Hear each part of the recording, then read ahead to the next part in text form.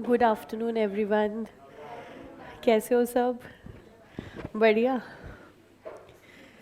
चलिए आज हम न्यू चैप्टर स्टार्ट करेंगे।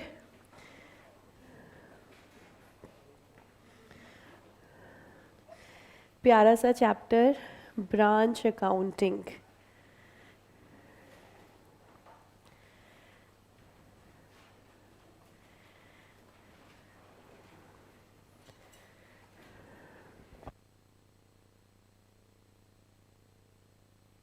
जितना टेढ़ा मैंने इसको लिखा है वैसा ही टेढ़ा ये चैप्टर समझा जाता है। उम्मीद करती हूँ आपको इजी लगेगा। Branch accounting. मैंने सुबह आपके ग्रुप पर विप्रो का ईमेल शेयर किया था, तो उसमें अगर आपने ध्यान दिया हो डेट्स पर, जो मीटिंग हुई है डिविडेंड के लिए वो मीटिंग हुई थी जनवरी 13 को। ठीक है, 13 जनवरी को मीटिंग हुई थी और हमें इंटीमेशन, शेयर होल्डर्स को इंटीमेशन मिला जनवरी 17। तो कल ये ईमेल रिसीव हुई शेयर होल्डर्स को। और जो रिकॉर्ड डेट है, रिकॉर्ड डेट जो है वो है जनवरी 25, यानी कि अभी फ्यूचर में है ये डेट। तो हमने जब इन्वेस्टमेंट अकाउंट्स पढ़ा था तब हमने देखा था डिबेंचर्स के केस में तो एक्स और कम की वैल्यू है, एक्स इंटरेस्ट कम इंटरेस्ट। लेकिन शेयर्स के केस में हमने देखा था एक्स और कम नहीं होता है, क्योंकि डिविडेंड डिसाइडेड नहीं होता कि कितना डिविडेंड आपको मिलेगा। लेकिन अब जैसे ये केस है, तो आज 18 से लेकर अब 24 तक जितनी ट्रांजैक्शन विप्रो के शेयर की होगी, सेल या परचेज, यहाँ ये कॉन्सेप्ट अब आएगा एक्स डिविडेंड कम डिविडेंड। क्योंकि इस समय मार्केट में बायर है विप्रो के शेयर का, क्योंकि उन्होंने इंटरिम डिविडेंड डिक्लेयर कर दिया 1 रुपी पर शेयर। तो अगर आपके पास 10,000 शेयर्स हैं तो 10,000 रुपये डिविडेंड जो है वो आपको मिल रहा है। तो मार्केट में बायर है, लेकिन सेलर इस समय नहीं है, क्योंकि सेलर क्या चाहेगा, मैं पहले 25 को डिविडेंड ले लेता हूँ, 26 को शेयर में सेल करूँगा। तो अगर इस दौरान सेल परचेज होगी तो एक्स और कम रोल प्ले करेगा, क्योंकि अब डिविडेंड का अमाउंट डिसाइड हो चुका है। अदरवाइज़ हमारे क्वेश्चंस में डिविडेंड के साथ एक्स और कम नहीं रहता था। ठीक है, तो ये कुछ ज्ञान आपके लिए जिसे जानकर आपको अच्छा लगा होगा। अब वापस आते हैं नए चैप्टर पर, ब्रांच अकाउंटिंग। सबसे पहले इसकी डेफिनेशन एक बार मैं आपको बुक में से रीड करवाती हूँ। आप चाहे बुक मत खोलो, आपके सामने डेफिनेशन। ब्रांच क्या है? Branch can be described as any establishment carrying on either the same or substantially the same activity as that carried on by head office of the company.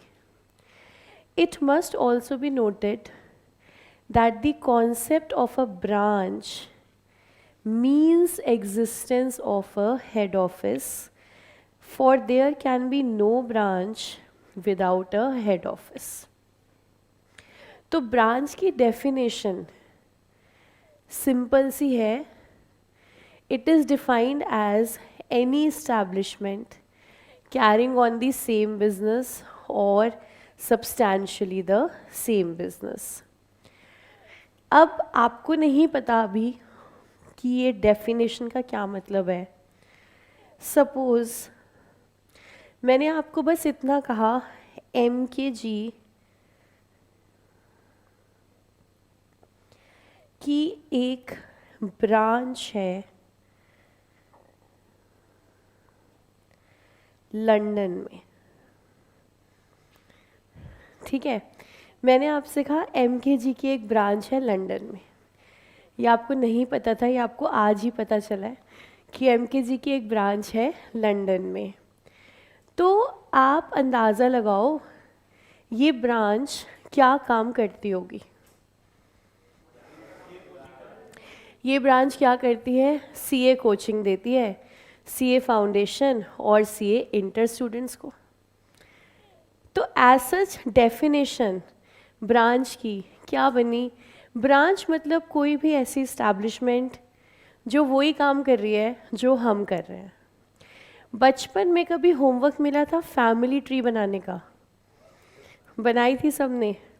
तो आपकी फैमिली ट्री ऐसे आपने पहले tree बनाई, फिर आपने यहाँ पे लिखा होगा ग्रैंडफादर, ग्रैंडमदर।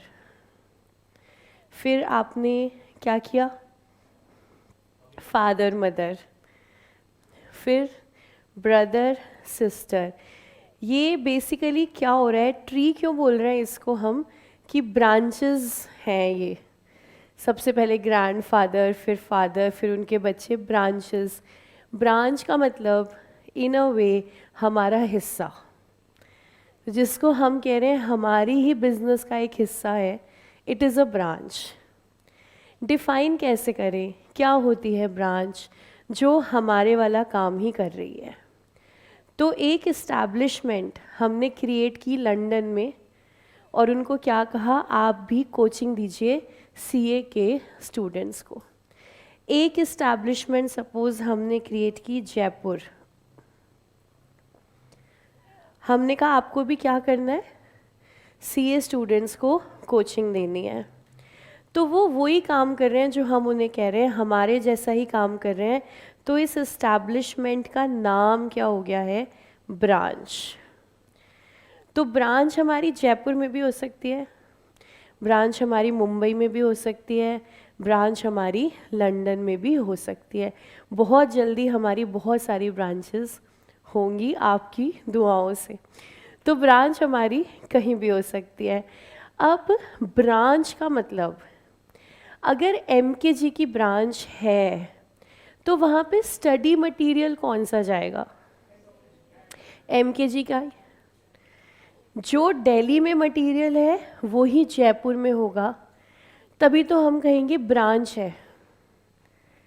अगर आप अपना ही कोई मटेरियल ला रहे हो तो ब्रांच कैसे हुए आप? ब्रांच मतलब आप हमारा हिस्सा हो, तो जो हम यहाँ पढ़ा रहे हैं वही आप वहाँ पढ़ा रहे हो। अब जयपुर के अलावा मुंबई में भी हमारी ब्रांच है, बहुत फैला हुआ बिजनेस है, जगह जगह ब्रांचेस हैं। तो एक ज़रूरी चीज़ है, इनमें से, इन सारे इस्टेब्लिशमेंट में से किसी भी एक को क्या बना लो? Head office. एक तो सेंट्रल इस्टेब्लिशमेंट होना चाहिए जहाँ से सारी ब्रांचेस को गवर्न किया जाएगा। तो वो जो भी आप बनाओ, सपोज हमने कहा दिल्ली, दिल्ली वाली इस्टेब्लिशमेंट हमारी क्या बन गई है? Head office. तो ब्रांच हमारे वाला ही काम करेगी, मटेरियल हमारे वाला ही जाएगा, हमारे यहाँ से ही स्टडी मटेरियल जाएगा।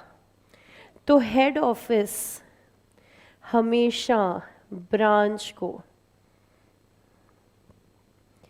क्या भिजवाएगा? गुड्स। क्योंकि ब्रांच वही सामान सेल करेगी जो हेड ऑफिस सेल करता है, तो हेड ऑफिस ब्रांच को भिजवाएगा। अब जयपुर वाली जो हमारी ब्रांच है, सपोज ये भी CA स्टूडेंट्स को कोचिंग दे रहे हैं, फाउंडेशन और इंटर। मटेरियल दिल्ली से ही जाता है, जब ख़त्म होने वाला होता है ब्रांच हेड ऑफिस को इन्फॉर्म कर देती है, हेड ऑफिस सामान भिजवा देता है। अब सपोज इस ब्रांच ने कहा हम BCom की भी कोचिंग देंगे, क्या दे सकते हैं? हमने कहा आपकी मर्ज़ी, आप दीजिए, लेकिन हमारा CA कोचिंग इफ़ेक्ट नहीं होना चाहिए। एडिशनली अगर आप देना चाहते हो, आपको लग रहा है वहाँ मार्केट है, आप दे दो बीकॉम की कोचिंग। अग्री हो गया, जयपुर ब्रांच बीकॉम के स्टूडेंट्स को भी कोचिंग देगी। अब उसके लिए भी स्टडी मटेरियल चाहिए, तो उन्होंने हमसे कहा हेड ऑफिस से कि आप दे दो। तो हेड ऑफिस ने क्या कहा, हमारे पास तो है ही नहीं ये material.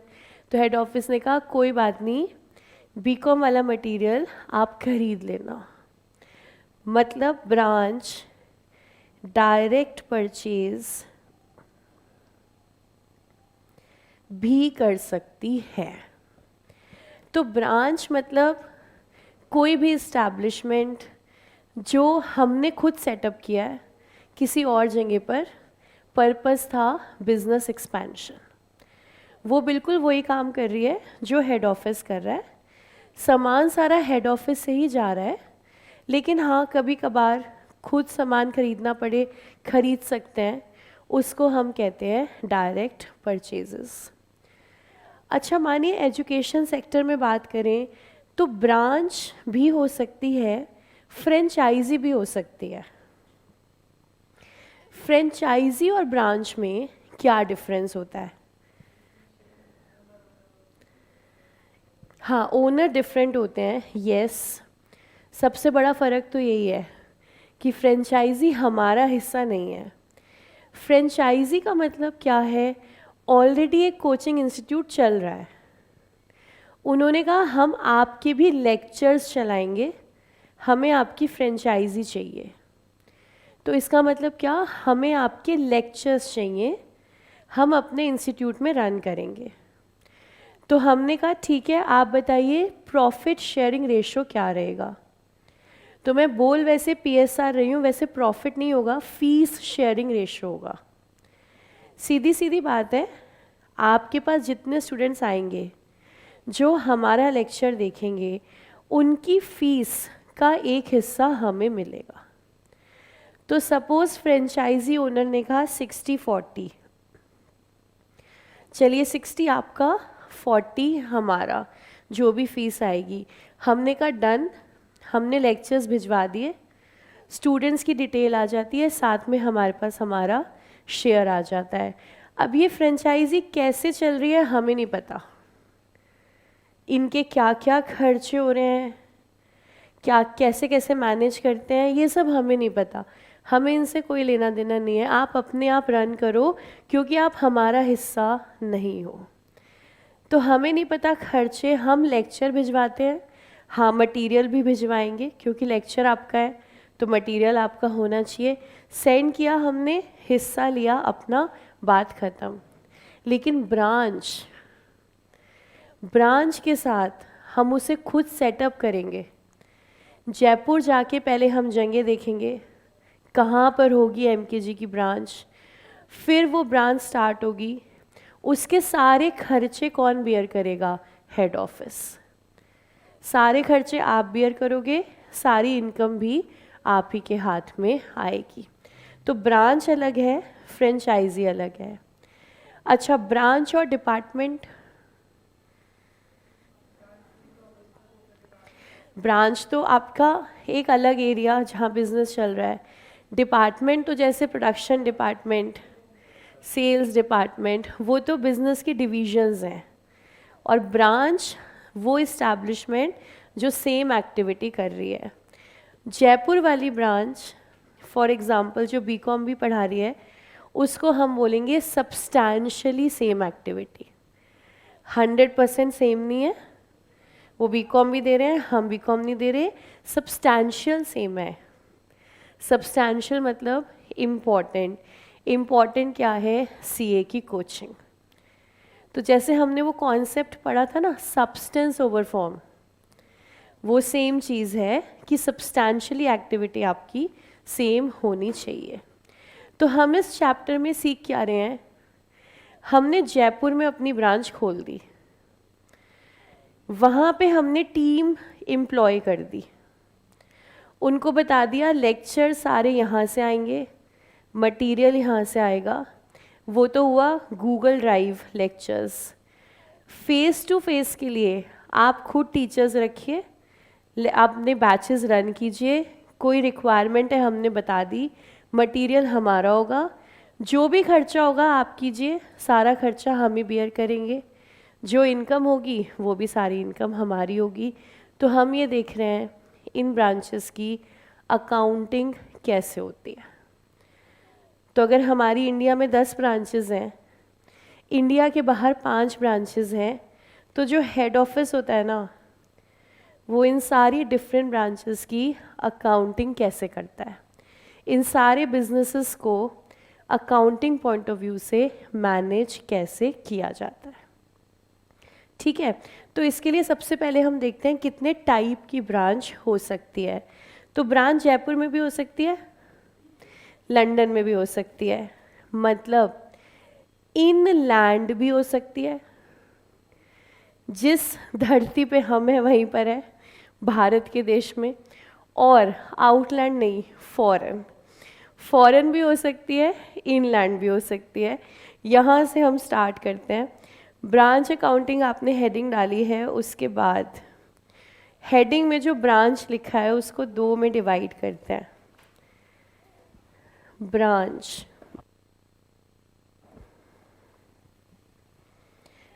branch can be inland branch or foreign branch.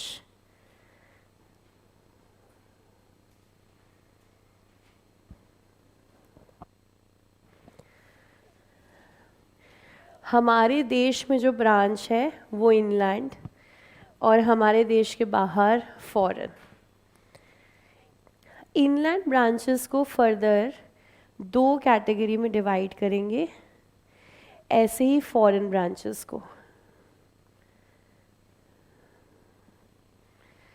Inland branch dependent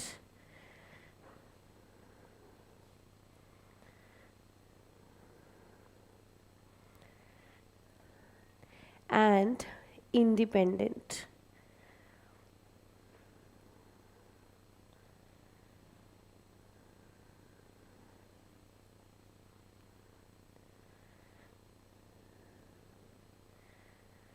dependent branch का मतलब है books of accounts,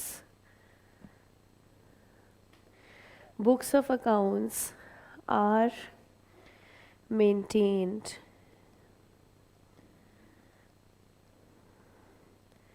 by head office.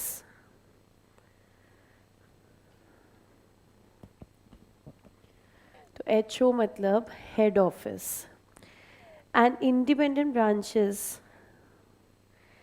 separate set of books of accounts.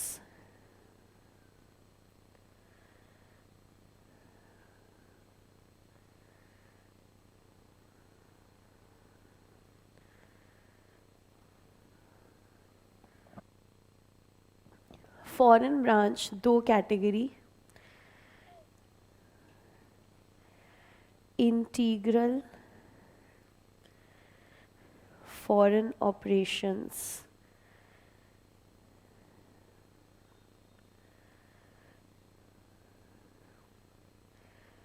Short में हम बोलेंगे IFO या EFO, and non integral foreign operations.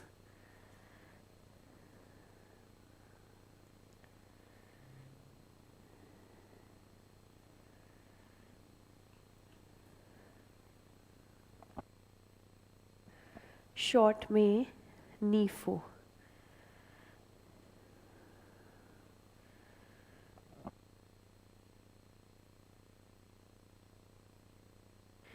उसके बाद dependent branches, इस चार्ट को थोड़ा सा बड़ा लेकर आएंगे, फर्दर किसी और हेड में हमें कुछ नहीं लिखना। Dependent branches further 2 part, goods are sent at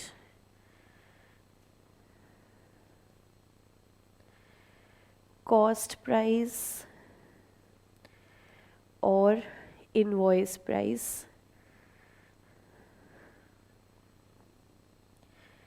and goods are sent at wholesale price.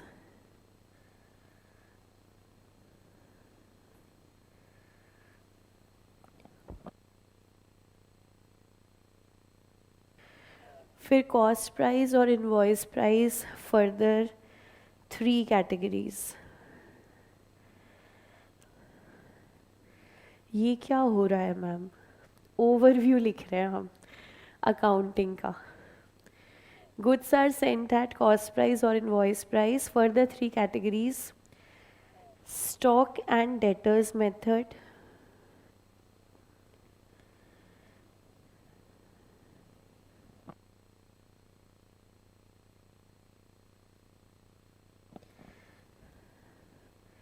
second debtors method,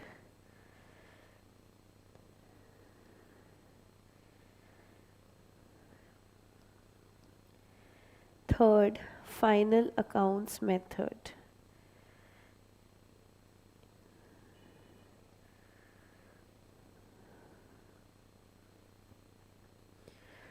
and wholesale price में wholesale branch method।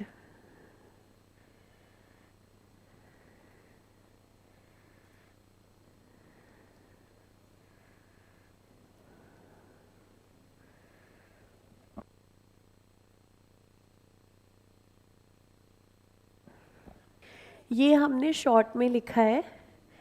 इस चैप्टर में हमें बस इतना ही सीखना है, बस ज़्यादा तो हम सीखते ही नहीं। इतनी सी हमारी अकाउंटिंग है। सबसे पहले हमें बिजनेस एक्सपैंड करना है। हमने इंडिया में खूब सारी ब्रांचेस खोली, तो उसको क्या कहेंगे? Inland branch. इंडिया में ब्रांचेस खोल खोल के हम थक गए और एक्सपैंड करना है। हमने कहा चलो बाहर चलेंगे, उसको क्या कहेंगे? Foreign branch.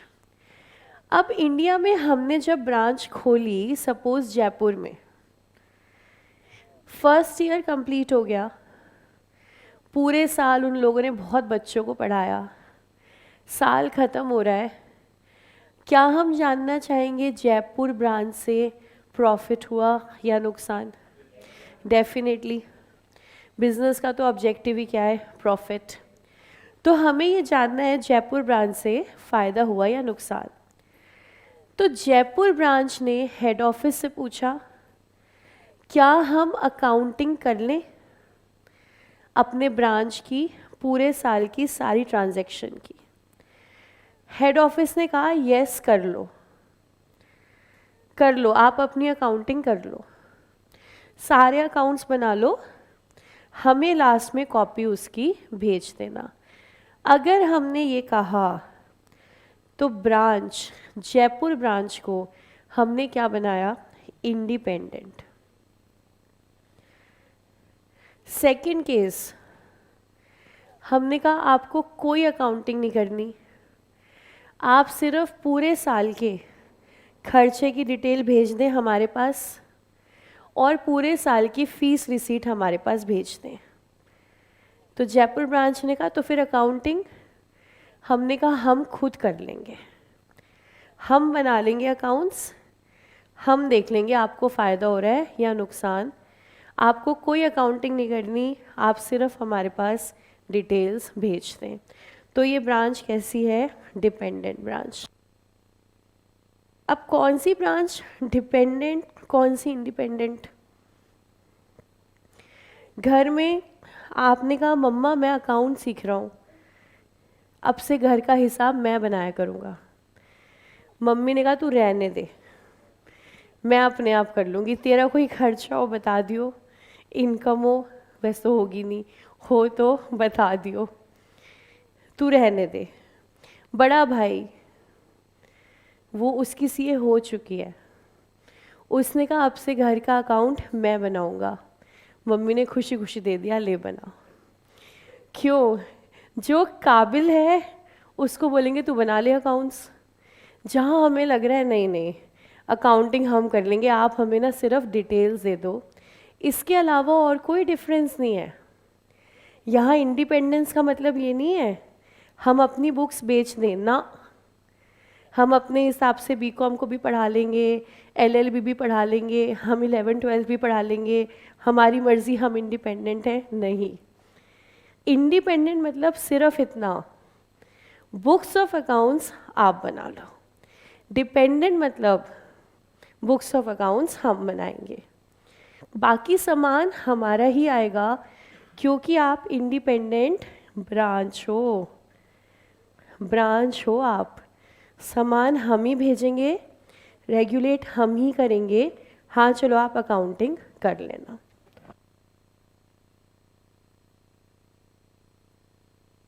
फॉरेन ब्रांचेस क्या डिपेंडेंट और इंडिपेंडेंट दोनों हो सकती हैं या इंडिपेंडेंट ही होंगी? इंडिपेंडेंट ही होंगी। Reason? Yes, different country different accounting. तो हम तो वैसे भी नहीं कर सकते उनकी अकाउंटिंग, तो वो तो इंडिपेंडेंट ही हैं, लेकिन उनको दो कैटेगरी में हमने डिवाइड किया है, ईफो एंड नीफो। दोनों की अकाउंटिंग ऑलमोस्ट सिमिलर है, माइन्यूट डिफरेंस के साथ। लेकिन हम सबसे पहले फोकस करेंगे इनलैंड ब्रांच पे। इनलैंड में अगर आप इंडिपेंडेंट हो, इंडिपेंडेंट का मतलब हुआ रेगुलर अकाउंटिंग, जैसे अकाउंटिंग करते हो वैसे ही करोगे। लेकिन अगर आप डिपेंडेंट हो, अगर आपके अकाउंट्स हम बना रहे हैं, तो हम क्या क्या ऑप्शन ले सकते हैं? हमारे पास इन टोटलिटी दो ऑप्शंस हैं। किस बेसिस पर? आपने जो ब्रांच के पास सामान सेंड किया वो किस प्राइस पे किया है? सीए फाउंडेशन थोड़ा थोड़ा याद है? कंसाइनमेंट अकाउंटिंग पढ़ी थी? हाँ, कंसाइनर कंसाइनी को सामान भेजता है, कॉस्ट पे भी हो सकता है, इनवॉइस पे भी हो सकता है। इनवॉइस प्राइस का मतलब था थोड़ा सा प्रॉफिट ऐड करके मिनिमम प्राइस जिस पे कंसाइनर सामान बिकवाना चाहता था। बिल्कुल वैसे ही हम जब सामान ब्रांच के पास भेजेंगे, कॉस्ट पे भी भेज सकते हैं, इनवॉइस पे भी भेज सकते हैं, और यहाँ पर एक नया price, wholesale price. As such नया नहीं है, हमें पता है ये। होलसेलर्स और रिटेलर्स, होलसेलर्स मतलब बहुत ज़्यादा क्वांटिटी में सामान सेल करते हैं। रिटेलर आप और मैं जाकर एक एक यूनिट, दो दो यूनिट हम खरीद के लाते हैं। जो भैया हमें ये सामान बेचते हैं वो है रिटेलर। प्राइस, होलसेल का प्राइस अलग होता है, रिटेल का प्राइस अलग होता है, क्योंकि वहाँ क्वांटिटी ज़्यादा है। तो अगर आपकी ब्रांच होलसेल ब्रांच है, आपकी ब्रांच होलसेल सामान बेचती है, तो आपका प्राइस क्या रहेगा? Wholesale price. तो आपने सामान कैसे भेजा, अकाउंटिंग उस पर डिपेंड करेगी। होलसेल प्राइस की अकाउंटिंग तो डिफरेंट है, होलसेल ब्रांच मेथड। लेकिन अगर आपने कॉस्ट पे भेजा या इनवॉइस पे भेजा, तो हमारे पास तीन सिस्टम्स हैं: final accounts method, debtors method, stock and debtors method. Stock and debtors और डेटर्स एकदम स्ट्रेंजर है, पता नहीं इसमें क्या है। फाइनल अकाउंट्स मेथड बिल्कुल वही है जो हम समझते हैं। फाइनल अकाउंट्स में क्या बनाना होता है? ट्रेडिंग और पी&एल। ट्रेडिंग और पी&एल बनाएंगे और प्रॉफिट निकाल लेंगे, जैसे अपने बिजनेस का निकालते थे, अब अपनी ब्रांच का निकालेंगे। कॉन्सेप्ट बिल्कुल सेम है, जो ट्रेडिंग में आता था वही आएगा, जो पी&एल में आता था वही आएगा, हमारा ना आके ब्रांच का आएगा। ठीक है, तो जब आप छोटे बच्चे थे तो मम्मी कहती थी डोंट टॉक टू स्ट्रेंजर्स। हम भी अभी इन दोनों से कोई बात नहीं कर रहे, हम किससे बात करेंगे? फाइनल अकाउंट्स मेथड से। इस मेथड को हम समझते हैं ये क्या है। समझने के बाद देखना आप कहोगे इसमें था ही क्या। ये तो हमने समझा हुआ है, वही ट्रेडिंग बनाना है, वही P&L। तो पहले एक एग्जांपल लिखते हैं, उसके थ्रू समझेंगे final accounts method.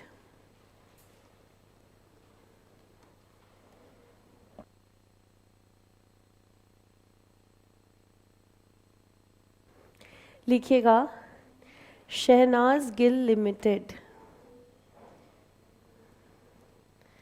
Shehnaaz Gill limited has a branch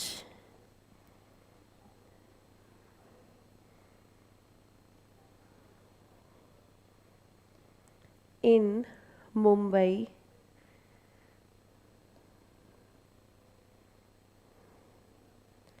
where goods are sent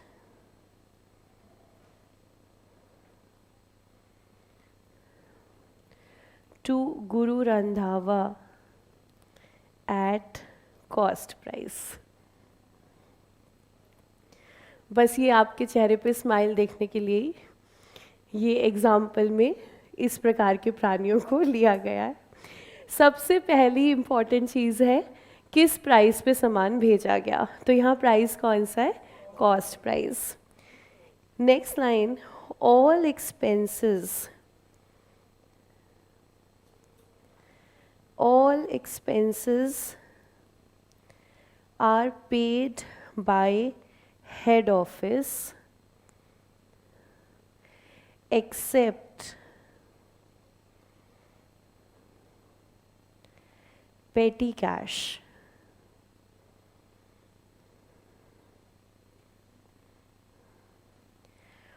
All the cash collected by branch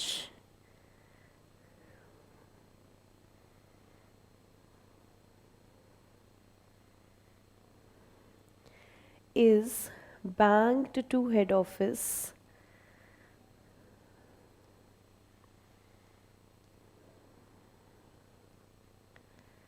on the same day।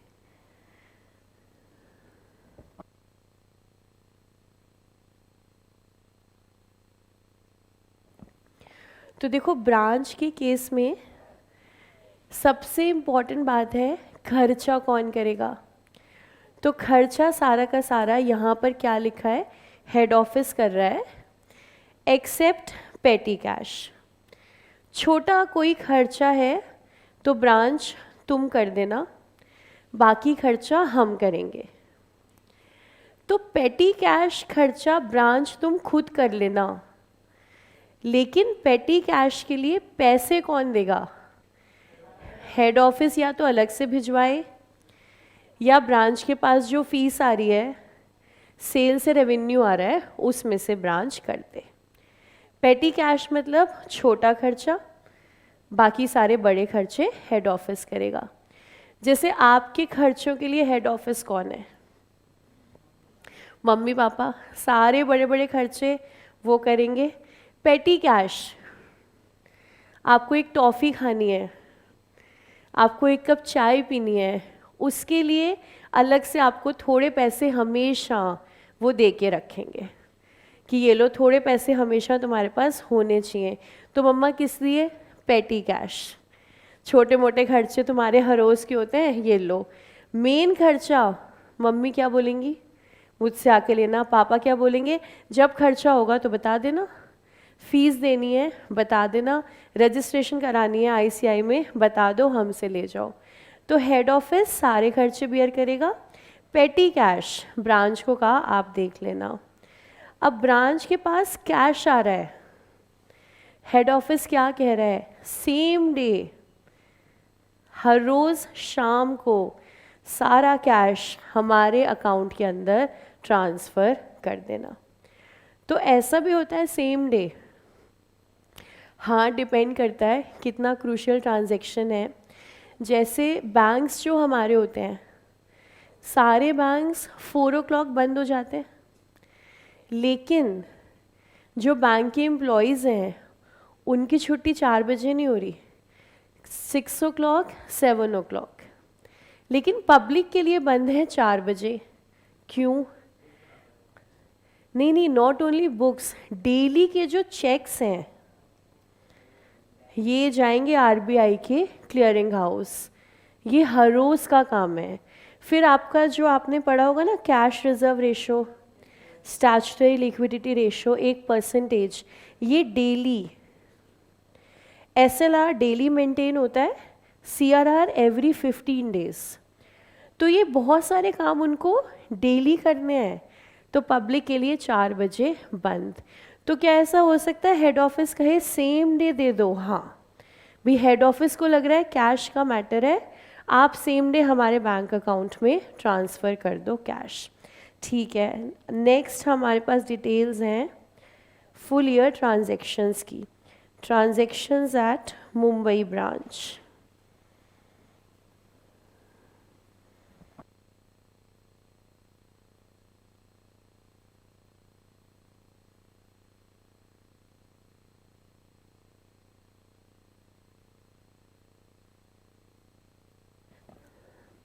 सबसे पहले ओपनिंग ब्रांच एसेट्स।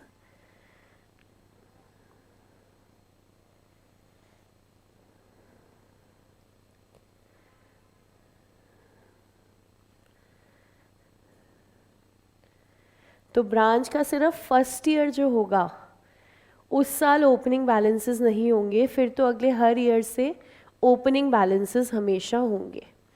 यहाँ हमारे पास ओपनिंग बैलेंस है स्टॉक का, स्टॉक, डेटर्स,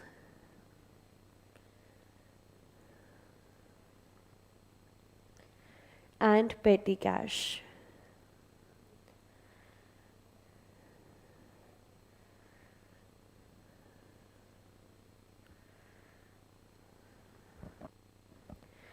उसके बाद सेल्स, पूरे साल जो ब्रांच ने सेल्स की, for cash 45,000, for credit 25,000, returns 5,000।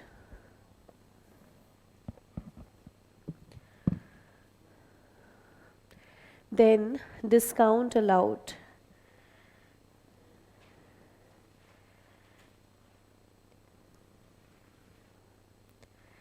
1,000, bad debts 500,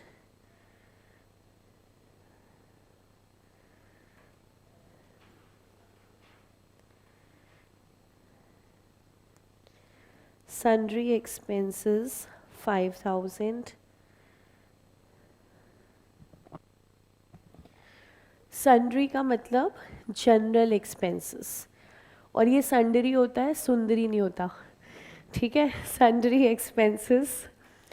then goods received from head office,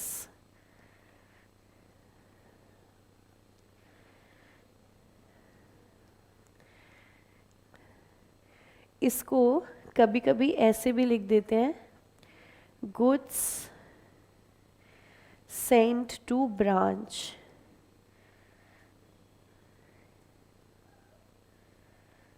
एक ही मतलब है, हेड ऑफिस कहेगा goods sent to branch, branch कहेगी goods received from head office, 30,000।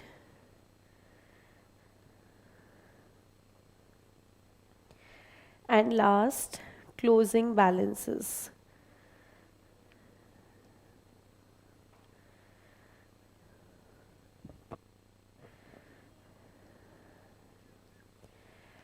stock 60,000,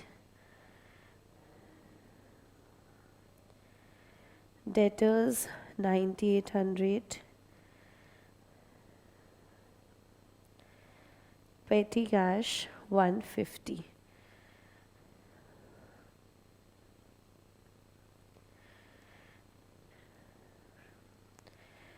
calculate profit or loss of Mumbai branch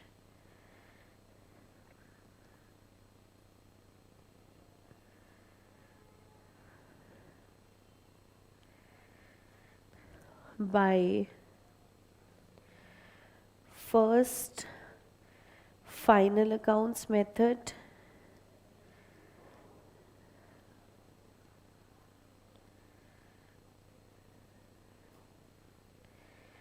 and second debtors method.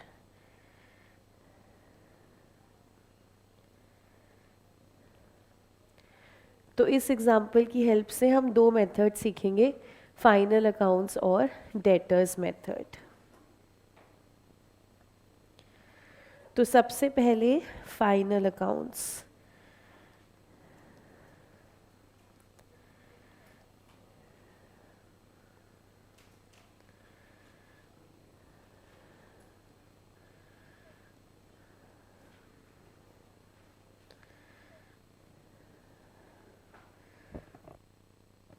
Simple सा method है, head office prepares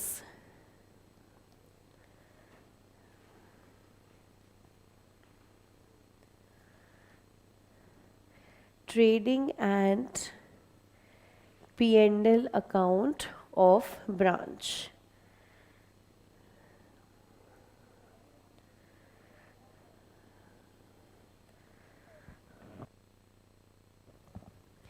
हमारा objective है प्रॉफिट निकालना।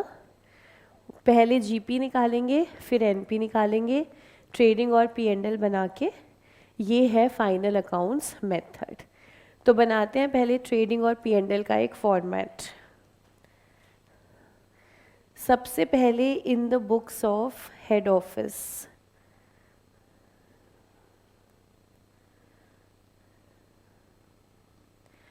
क्योंकि ये head office बना रहा है, ब्रांच नहीं, तो हेड ऑफिस का नाम शहनाज गिल लिमिटेड और हम बनाएंगे ट्रेडिंग एंड पी&एल।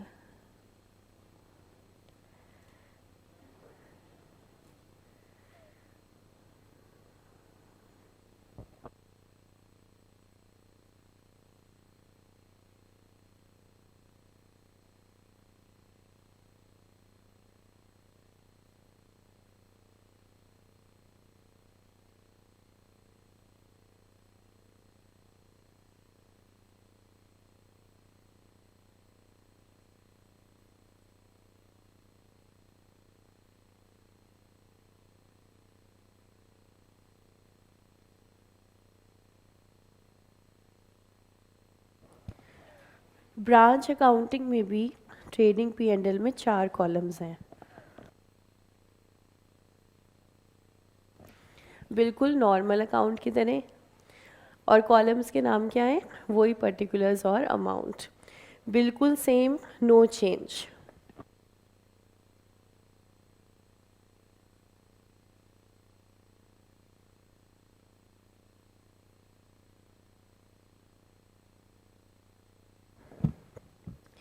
सबसे पहले हमारे पास है ओपनिंग स्टॉक। कहाँ डालें? ट्रेडिंग अकाउंट में, to opening stock.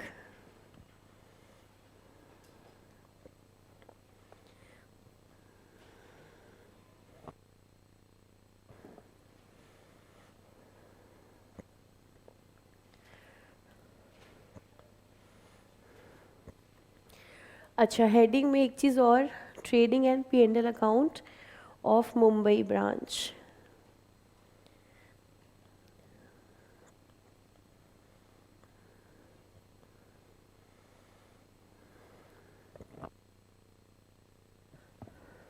Opening stock के बाद डेटर्स का ओपनिंग बैलेंस। क्या डेटर्स का ओपनिंग बैलेंस ट्रेडिंग में आता है? पी&एल में डेटर से रिलेटेड कुछ ट्रेडिंग में आता है। डेटर से related credit sales, bad debts, discount, sales return, सब आता है। इसके लिए हम डेटर्स अकाउंट बनाएंगे, क्या पता कोई मिसिंग फिगर हमें मिल जाए ट्रेडिंग और P&L में डालने के लिए। तो वर्किंग नोट में डेटर्स अकाउंट।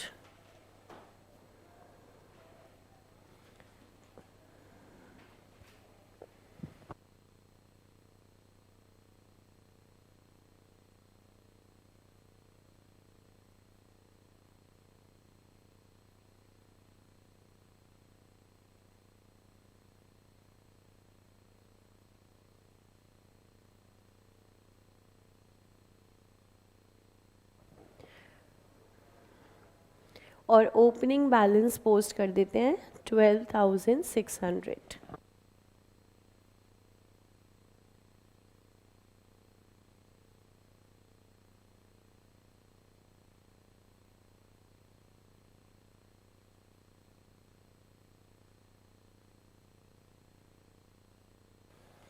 उसके बाद हमारे पास है पेटी कैश। पेटी कैश एकदम कैश अकाउंट समझो, मतलब इट इज़ एन एसेट। तो क्या एसेट का बैलेंस ट्रेडिंग में जाएगा? लेकिन इससे रिलेटेड कुछ जा सकता है, वो होंगे पेटी एक्सपेंसेस। खर्चे ट्रेडिंग P&L में सारे जाएंगे, तो उसके लिए हम एक बार बना लेंगे पेटी कैश अकाउंट। कोई अमाउंट मिसिंग हो तो बाद में वहाँ से हमें इंफॉर्मेशन मिल जाएगी। तो second working note petty cash account.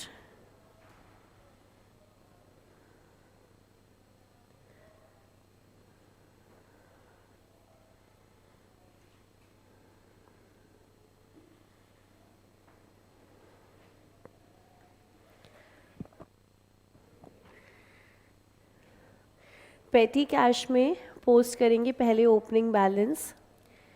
Asset है ये हमारा, इसलिए डेबिट साइड पे ओपनिंग बैलेंस 200।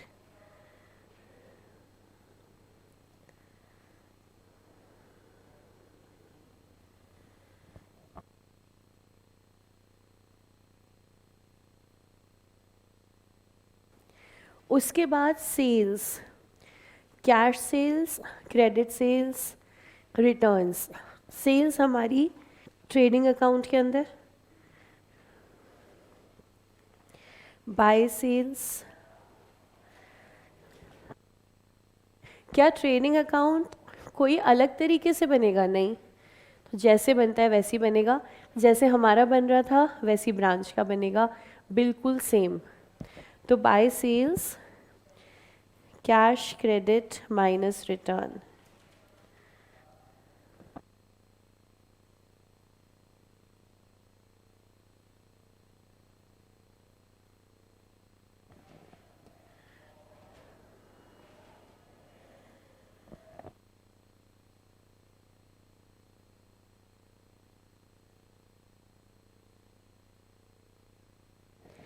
इसी के साथ डेटर्स में भी पोस्ट कर देते हैं क्रेडिट सेल्स।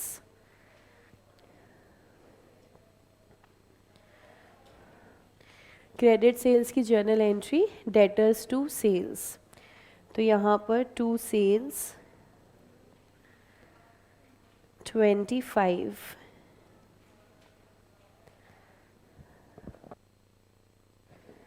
उसके बाद डिस्काउंट अलाउड P&L और डेटर्स में भी जाएगा, और बैड डेट P&L और डेटर्स दोनों में पोस्ट कर देते हैं। बाय डिस्काउंट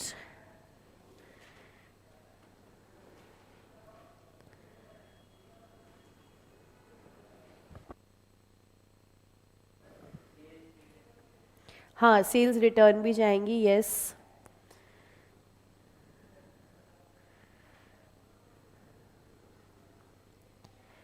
तो सारे अमाउंट्स डेटर में डाल दिए हैं हमने।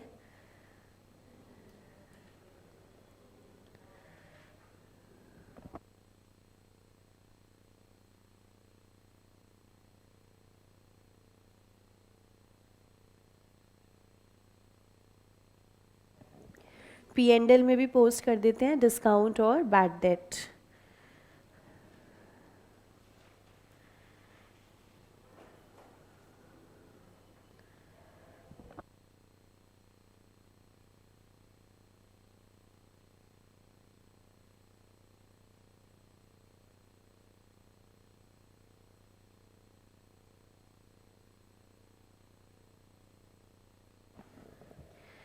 उसके बाद सन्ड्री एक्सपेंसेस, ये जाएंगे सीधा P&L टू जनरल एक्सपेंसेस।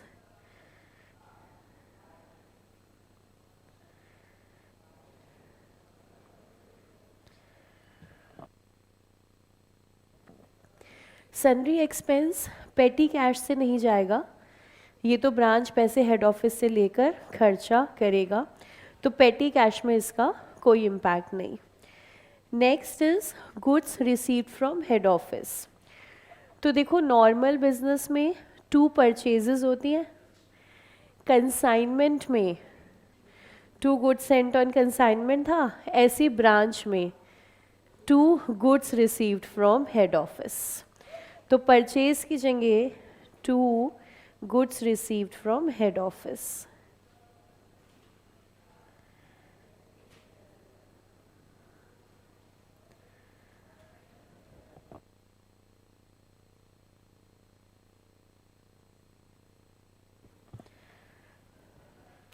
यहाँ पे परचेजेस हो सकते हैं, हमारे इस क्वेश्चन में तो नहीं है, हो सकते हैं। ये कौन से परचेज होंगे? जो हमने ब्रांच को अलाउ किया है डायरेक्टली ख़रीद लीजिए। जैसे अगर वो कह रहे हैं हम बीकॉम भी पढ़ाएंगे, तो हमने कहा हम तो पढ़ाते नहीं हैं, हमारे पास मटेरियल नहीं है, आप कोई बात नहीं मार्केट से ख़रीद लो। तो क्योंकि वो मेन बिजनेस होगा, वही मटेरियल बच्चों को दे रहे हैं, तो वो गुड्स हो गए मेन, तो इसलिए वो परचेजेस का हिस्सा बनकर यहाँ आएंगे। उसके बाद फिर क्लोजिंग बैलेंसेस आ गए, closing stock, trading account.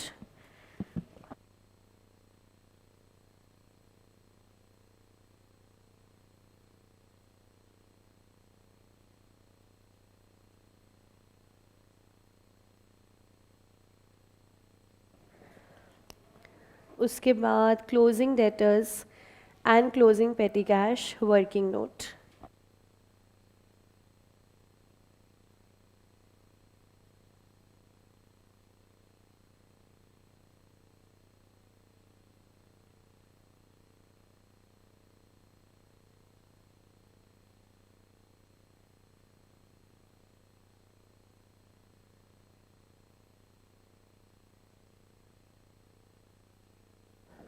Question से इन्फॉर्मेशन हमने सारी ले ली है।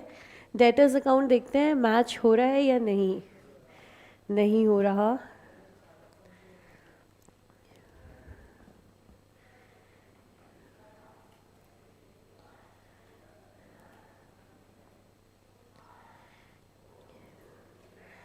बैलेंस आ रहा है कितना?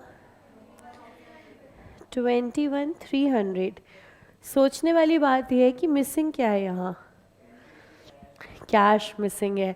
बड़ी चीज़ कलेक्शन फ्रॉम डेटर्स, तो बाय बैंक,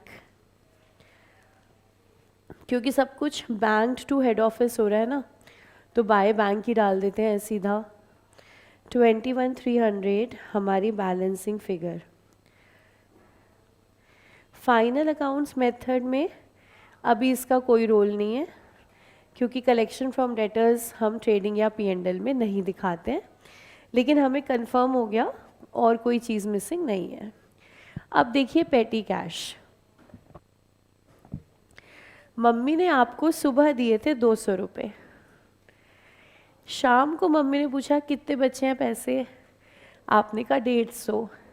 मम्मी ने कहा 50 रुपये कहाँ गए? खर्च हो गए। मम्मी ने कहा कहाँ खर्च हो गए?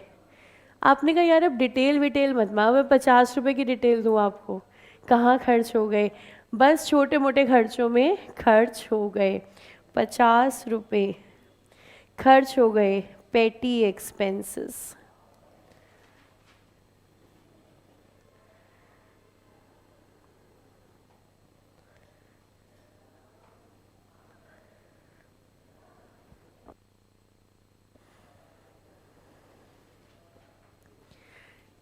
अब ये छोटा मोटा खर्चा, पता नहीं छोटा मोटा क्यों बोलते हैं, छोटा है, मोटा कहाँ है, छोटा खर्चा है ये 50 रुपये।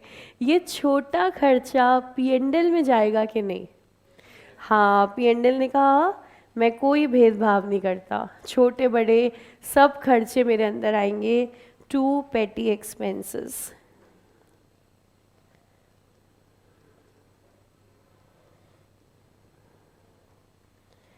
रेफरेंस वर्किंग नोट का 50 rupees.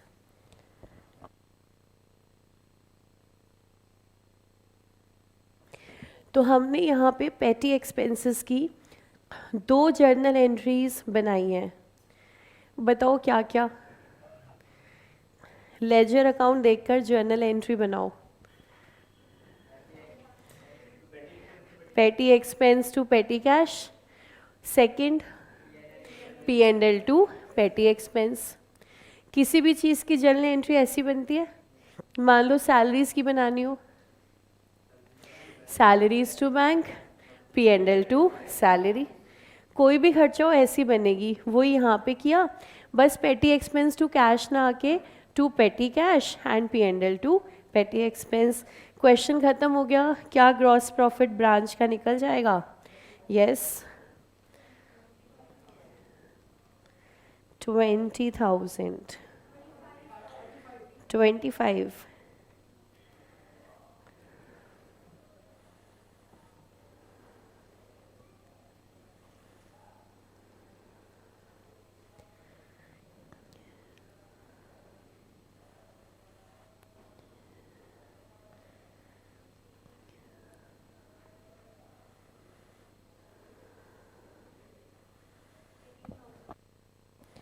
$18,450।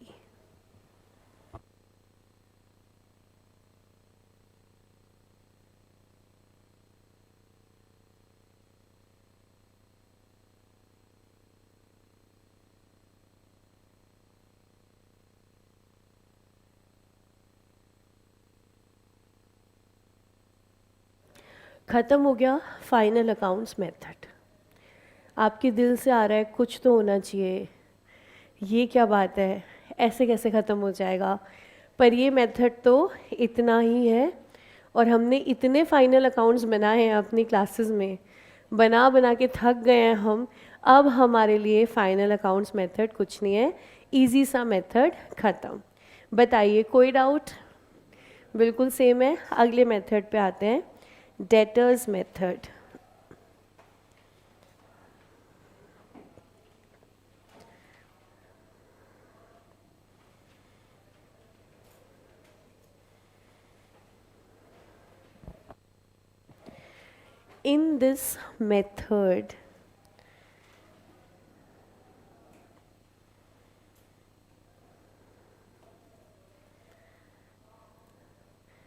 In this method, branch is treated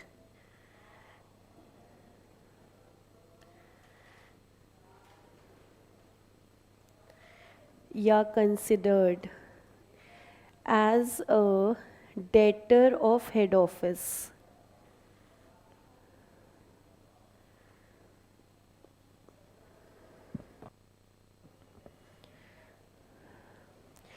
And branch account is prepared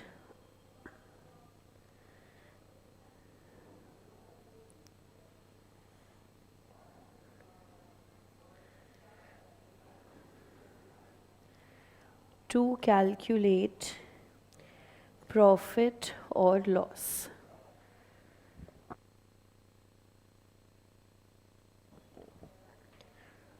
हमारे पास 3 मेथड के ऑप्शंस हैं। जब भी सामान किस प्राइस पे जा रहा है, ईदर एट कॉस्ट प्राइस और एट इनवॉइस प्राइस। 3 मेथड्स के ऑप्शंस हैं। एग्जामिनेशन पॉइंट ऑफ व्यू से there is no option, method हमेशा मेंशन होगा। जो मेथड होगा उससे बनाएंगे।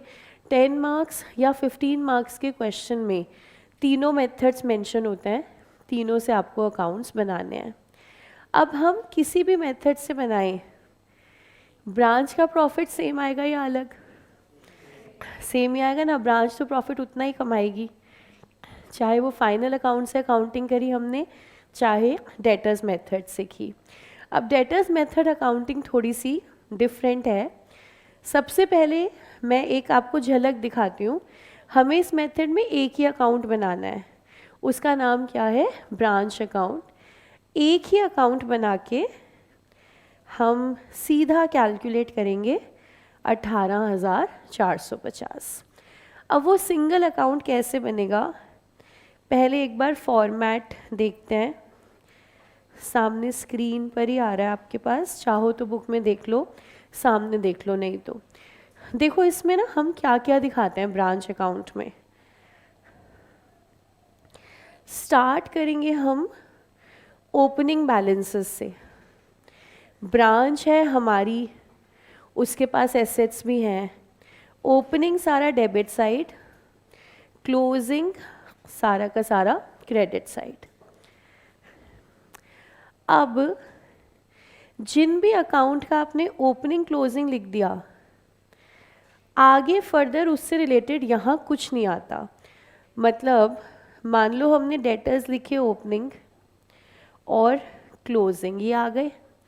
अब इस ब्रांच अकाउंट में डिस्काउंट नहीं आएगा, बैड डेट्स नहीं आएंगे, ये सब चीज़ें ओपनिंग क्लोजिंग से ही एडजस्ट हो जाएंगी, फर्दर डिटेल्स नहीं आएंगी। पेटी कैश ओपनिंग, पेटी कैश क्लोजिंग, फर्दर डिटेल्स नहीं आएंगी। ओपनिंग क्लोजिंग आ गया, तो उसके बाद फिर बचा क्या, बचा हमारे पास second main thing, goods sent to branch. इसमें से माइनस कर देंगे रिटर्न। ब्रांच ने कोई सामान हेड ऑफिस को वापस रिटर्न कर दिया। सपोज जयपुर ब्रांच ने कहा 10 बुक्स तो फटी हुई आई हैं, तो ये तो हम इशू नहीं कर सकते, हम रिटर्न कर रहे हैं, तो वो हमारी रिटर्न्स हो गई। यहाँ पे भी रिटर्न है, मतलब किसी भी एक जगह दिखा दो, चाहे जीएसटीबी, इसको मैं शॉर्ट में जीएसटीबी बोलूँगी, चाहे जीएसटीबी में से माइनस कर दो, चाहो तो क्रेडिट साइड पे दिखा दो। लिखा क्या हमने, रिटर्न टू हेड ऑफिस, सामान वापस। उसके बाद तीसरी चीज़ हम दिखा रहे हैं टू बैंक, ये वो सारे खर्चे हैं जो हेड ऑफिस ने किए हैं। तो अगर हेड ऑफिस ने कहा था तुम सिर्फ पेटी कैश का खर्चा करना, बाकी सारा खर्चा हेड ऑफिस ने किया है, ये वो वाला टू बैंक है। बस इतना ही चीज़ें इसके अंदर जा रही हैं, ओपनिंग बैलेंसेस, जीएसटीबी और जो हमने खर्चा किया है हेड ऑफिस ने। अब मान लीजिए हेड ऑफिस कह रहा है पेटी कैश का खर्चा तो खुद कर लेना, लेकिन पेटी कैश के पैसे हम ट्रांसफ़र कर रहे हैं, तो वो ट्रांसफ़र भी यहाँ पर आ जाएगा। कैश अगर हमने दिया, हम मतलब हेड ऑफिस, तो वो यहाँ पर आएगा। इसके अलावा जिस केस में ब्रांच डायरेक्टली परचेज कर रहा है, वो परचेजेस भी यहाँ आएंगे। मतलब ये तो फिर पूरा ही आ गया ना हमारे परचेज, चाहे हमने डायरेक्ट किए चाहे हेड ऑफिस ने भेजे। क्रेडिट साइड पर ज़्यादा कुछ है ही नहीं, closing balance and by bank, ये वो सारा कैश है जो ब्रांच ने हेड ऑफिस को भिजवाया है। ब्रांच हेड ऑफिस के पास कैश दो ही बातों का भिजवाती है, एक है कैश सेल्स, दूसरा है कलेक्शन फ्रॉम डेटर्स। मतलब बात एक ही है, सेल का पैसा भिजवाएगी। और पैसा कहाँ से आया, ब्रांच के पास है ही नहीं ना। अगर हमारी जयपुर में ब्रांच है, उनके पास पैसा कहाँ से आ रहा है, बच्चों से फीस। हमें हमारे लिए बता दो हमारे पास पैसा कहाँ से आ रहा है, फीस। उसके अलावा तो और कोई सोर्स नहीं, तो पैसा आएगा कहाँ से, जस्ट सेल्स। तो रेमिटेंसेस क्या है, cash sales plus collection from debtors. Collection from debtors है, क्रेडिट सेल नहीं है। पैसा जो कलेक्ट हुआ है वो यहाँ पर आएगा। तो हमने सिर्फ ओपनिंग बैलेंस डाला, जीएसटीबी हमारा खर्चा, उनसे जो पैसा रिसीव किया, और क्लोजिंग बैलेंस। ना डिस्काउंट है, ना बैड डेट है, कुछ और नहीं है। तो क्या इससे भी प्रॉफिट आएगा, चलो बना के देखते हैं। पहले पहले बना के देखते हैं क्या वाकई में प्रॉफिट आ रहा है इस मेथड से। फिर इस मेथड को थोड़ा और समझेंगे। पहले हम बना रहे हैं Mumbai branch account.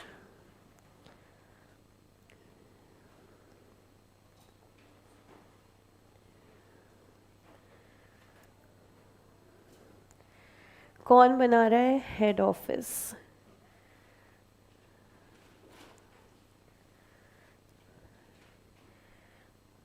In the books of Shehnaaz Gill.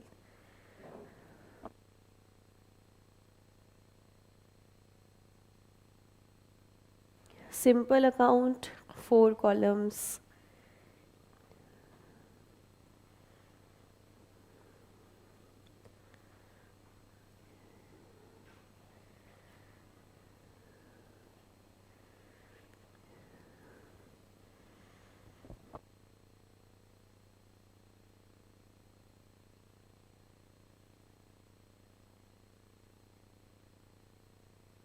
Start करेंगे ओपनिंग बैलेंसेस से।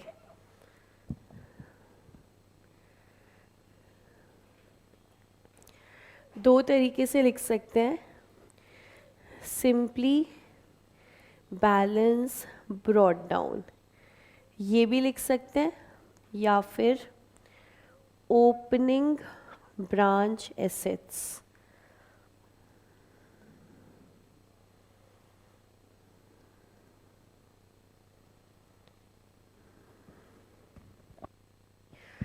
दोनों में से कुछ भी लिख सकते हैं।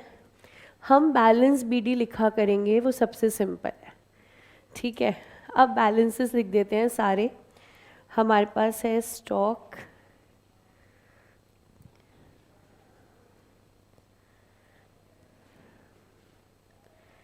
डेटर्स एंड पेटी कैश।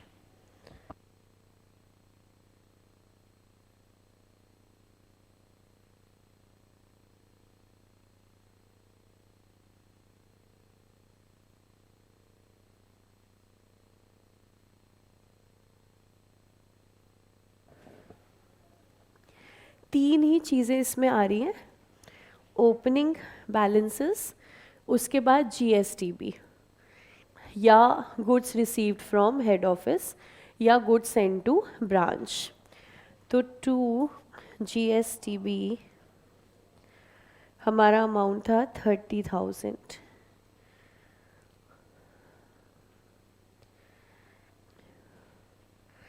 इसके बाद हमें देखना है टू बैंक। हेड ऑफिस ने कोई खर्चा किया है क्या?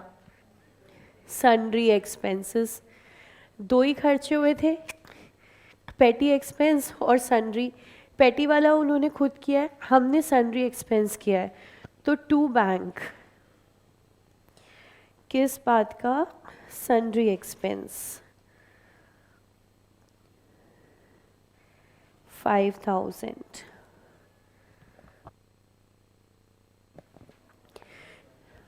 हाँ जी,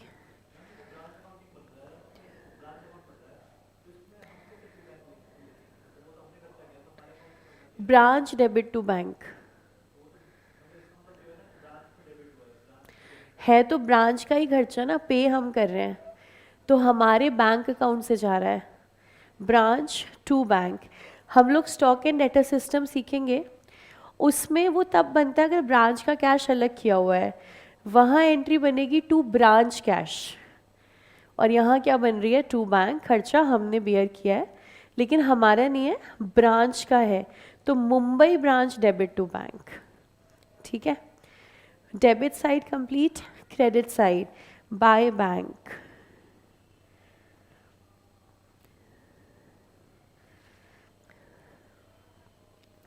इस क्वेश्चन में हमने ब्रांच को कहा था सारा कैश सेम डे भिजवा देना। कैश दो जगह से आ रहा है, cash sales and collection from debtors, दोनों नोट डाउन करते हैं।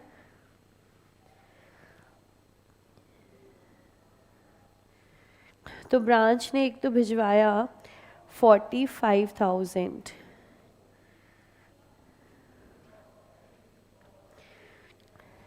जैसी सेल किया सेम डे भिजवाया, एंड कलेक्शन फ्रॉम डेटर्स।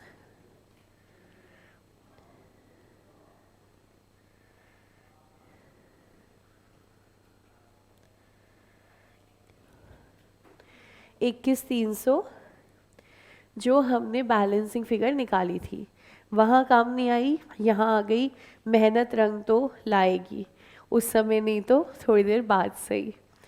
तो ये हमारा टोटल कलेक्शन 66,300। रेमिटेंसेस के बाद क्लोजिंग बैलेंस, रिटर्न्स यहाँ कोई है नहीं, बाय बैलेंस सीडी या फिर क्लोजिंग ब्रांच एसेट्स।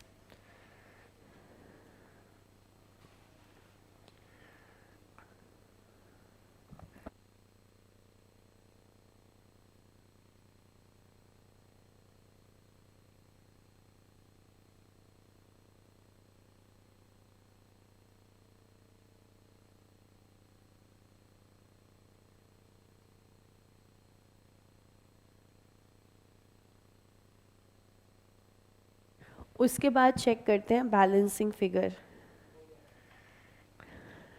आ गया प्रॉफिट।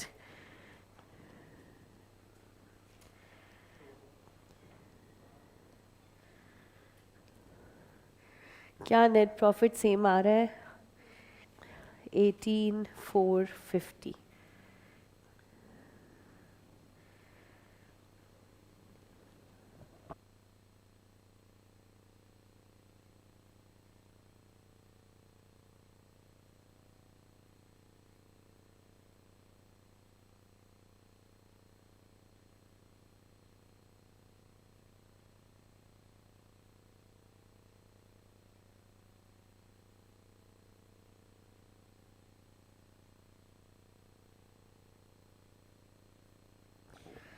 आ गया नेट प्रॉफिट सेम 18,450।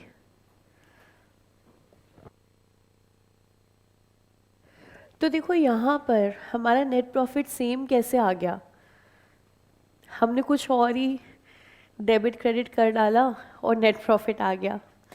चलो पहले ट्रेडिंग में बताओ, ट्रेडिंग में आप क्या क्या डालते हो to calculate GP? Opening stock वो यहाँ पे है, परचेजेस ये रही, सेल्स कैश सेल्स ये रही, कलेक्शन फ्रॉम डेटर्स है, क्रेडिट सेल अभी पूरा नहीं आया हमारे पास, और डायरेक्ट एक्सपेंस। एक्सपेंस सन्ड्री वाले तो ये रहे, अब यहाँ डायरेक्ट इनडायरेक्ट तो है नहीं, सारा खर्चा इकट्ठे है। सन्ड्री वाला ये रहा, पेटी कैश वाला अभी नहीं आया, और रिटर्न्स है ही नहीं। रिटर्न्स तो हम माइनस करते हैं यहाँ से, लेस रिटर्न्स, रिटर्न्स आ जाती। और मैंने कहा कि कलेक्शन हमने डाल दिया, पूरा क्रेडिट सेल नहीं डाला है। हम कंपेयर कर रहे थे एक बार ट्रेडिंग के साथ, तो ट्रेडिंग में तो हम पूरा क्रेडिट सेल डालते हैं, यहाँ हमने सिर्फ कलेक्शन डाला है। ठीक है, तो ये डिफरेंस अभी है। और उसके बाद ट्रेडिंग में देखो, ओपनिंग, परचेजेस, एक्सपेंस में हमने देखा सन्ड्री और पेटी दो हुए थे, सन्ड्री आ रहा है, पेटी नहीं आ रहा। और क्लोजिंग स्टॉक, क्लोजिंग स्टॉक ये रहा। अब पी एंडल पर आओ, पी एंडल में क्या क्या था? सन्ड्री एक्सपेंस आ गए, और डिस्काउंट नहीं आया, बैड डेट नहीं आए, और बाकी सब आ गया यहाँ पे। इसके अलावा यहाँ पे एडिशनल क्या क्या सामान आ रहा है? सामान मतलब अमाउंट। एडिशनल यहाँ पे डेटर्स का ओपनिंग, पेटी कैश का ओपनिंग, डेटर्स का क्लोजिंग, पेटी कैश का क्लोजिंग, बाकी सब तो सेम है। अब ये देखो, ये जो आपकी क्रेडिट सेल, डिस्काउंट और बैड डेट, ये जो है इसका नेट इफेक्ट यहाँ आ गया, डेटर्स का ओपनिंग, कलेक्शन और क्लोजिंग। एक मिनट ये देखना, ये टोटल अमाउंट कितना है? क्रेडिट सेल्स, डिस्काउंट और बैड डेट। क्रेडिट सेल्स हमारी थी 25, डिस्काउंट 1,000, और बैड डेट 500, ठीक है। अब 26,500 नहीं करना, क्रेडिट सेल डेबिट साइड है और डिस्काउंट और बैड डेट क्रेडिट साइड पर है, ठीक है। अब देखो ओपनिंग डेटर, ओपनिंग डेटर्स आ गए 12,600,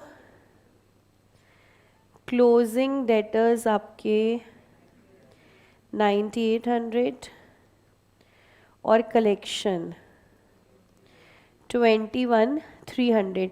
इसका नेट इफेक्ट देखो और इसका देखो, ये अपने आप एडजस्ट हो। इसका नेट इफेक्ट देखो, ओपनिंग डेटर्स माइनस, ओपनिंग में से माइनस करो कलेक्शन और माइनस करो क्लोजिंग, क्योंकि ओपनिंग डेबिट साइड पर है, कलेक्शन और क्लोजिंग क्रेडिट साइड पर है।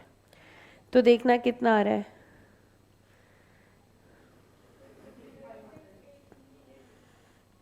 18,500। अब ये देखो, ये पूरा डेटर अकाउंट हो गया कि नहीं हुआ, ये सारी चीज़ें, ये पूरा डेटर अकाउंट हो गया, ये पूरा डेटर अकाउंट है हमारा, सारी आइटम्स आ गई। अब हमने जो ये डाला है ओपनिंग, कलेक्शन और क्लोजिंग, क्योंकि हमने ये क्लोजिंग डाल दिया, ओपनिंग डाल दिया, तो जो नेट इफेक्ट है ये सब चीज़ें अपने आप एडजस्ट हो गई। 25,000 में से हमने कलेक्शन डाल दिया 21,300, ये तो आ गया। तो सिर्फ कितने की सेल्स बच गई थी, अब 25 में से 21,300 की तो सेल आई गई यहाँ पर, बैलेंस प्लस आपका डिस्काउंट और बैड डेट, वो यहाँ पे सारा अमाउंट एडजस्ट होके आ गया। सेम चीज़ हमारे पेटी कैश के साथ है, आपने डाला पेटी कैश में 200 और 150, तो नेट आपका आ गया 50। ट्रेडिंग और P&L मेथड में हमने ये डाला था, ओपनिंग क्लोजिंग तो नहीं डाला था। इस मेथड में हमने ओपनिंग क्लोजिंग डाल दिया, तो जो डिफरेंस है वो क्या हो गया आपका पेटी कैश एक्सपेंस। सेम डेटर के साथ हुआ है, सेम किसी भी और अकाउंट के साथ होगा। इसलिए हमने कहा जब हम अकाउंट का ओपनिंग क्लोजिंग डाल देते हैं तो बाकी चीज़ें नहीं डालते। डेटर का ओपनिंग क्लोजिंग डाला, इसके अलावा कलेक्शन ज़रूर डलेगा क्योंकि वो बैंक से आ रहा है, बाकी हम कुछ नहीं डाल रहे, बाकी सब एडजस्ट हो रहा है।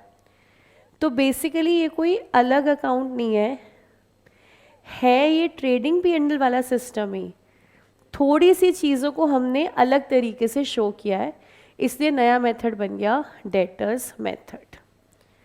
बताओ कुछ कुछ क्लियर कि सारा क्लियर? सारा क्लियर। चलो इसकी प्रैक्टिस करें, अब बुक में आते हैं, अब एक क्वेश्चन प्रैक्टिस करते हैं। Page number 93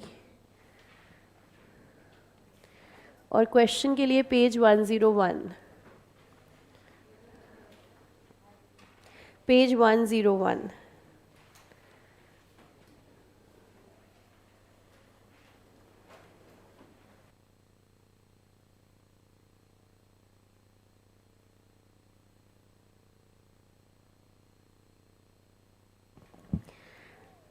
First question, Buckingham Brothers have a branch at Nagpur.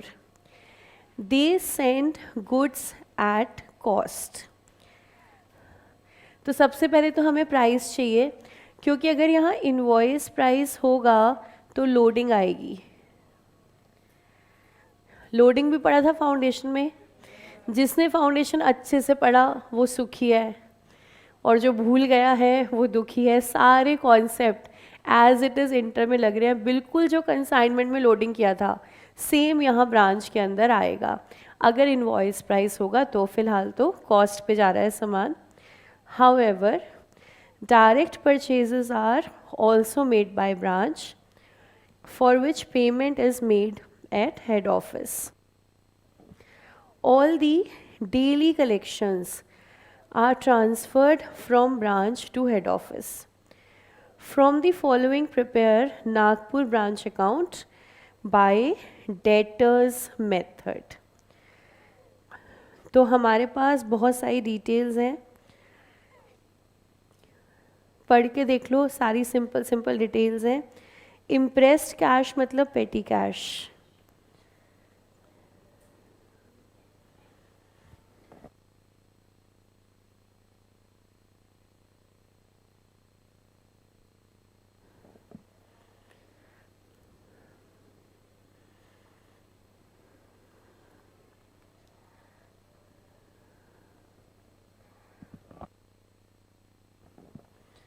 बाकी सब रेगुलर हैं अमाउंट्स हमारे।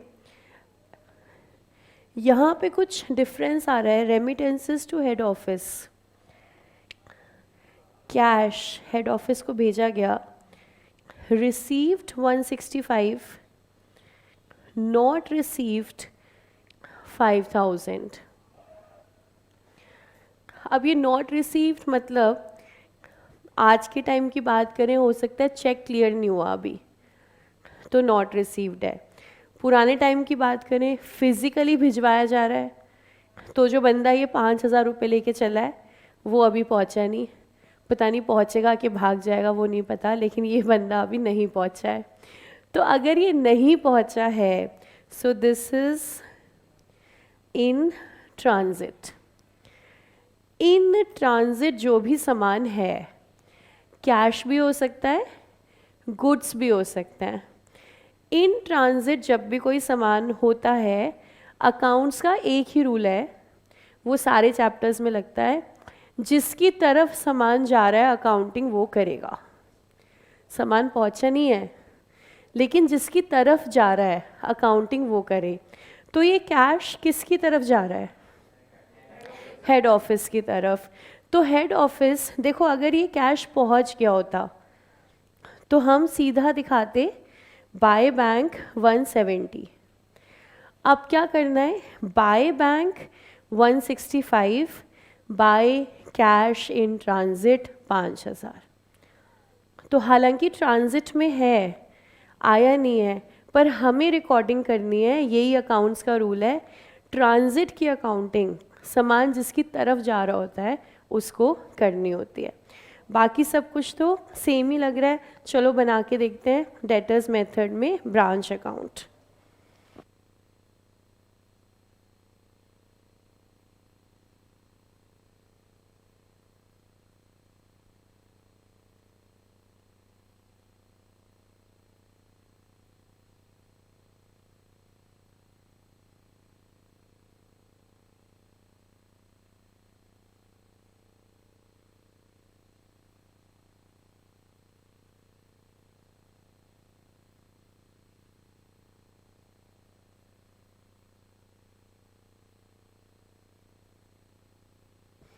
क्लास में बीबी चलेगा, पेपर में, पेपर की तो बस क्या ही बात करें, पेपर की अलग शान है, पेपर में नहीं चलेगा। हम बना रहे हैं नागपुर ब्रांच अकाउंट। इस बार संडे को पेपर कौन मिस कर रहा है? कोई मिस नहीं करेगा, सब बच्चे पेपर देंगे संडे को।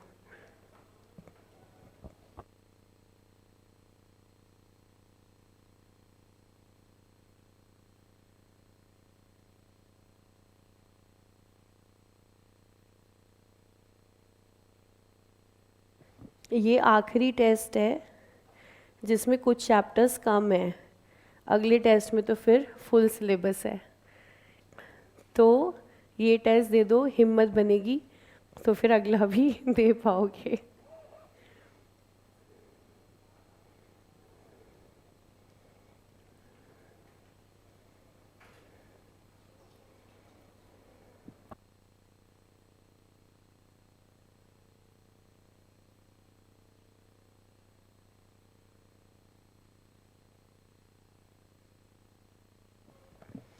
इस अकाउंट में क्या आता है? सबसे पहले ओपनिंग बैलेंसेस।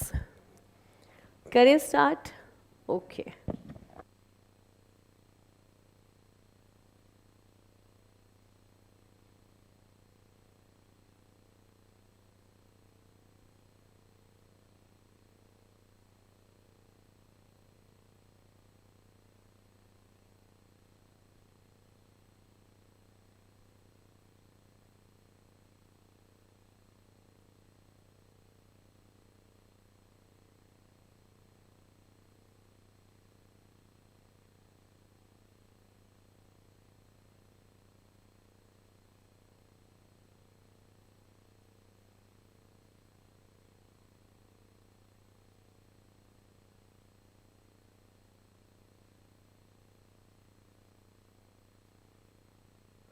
तो जब सामान ब्रांच खुद भी खरीद रही है तो स्टॉक को हम दो पार्ट में अलग अलग दिखाएंगे।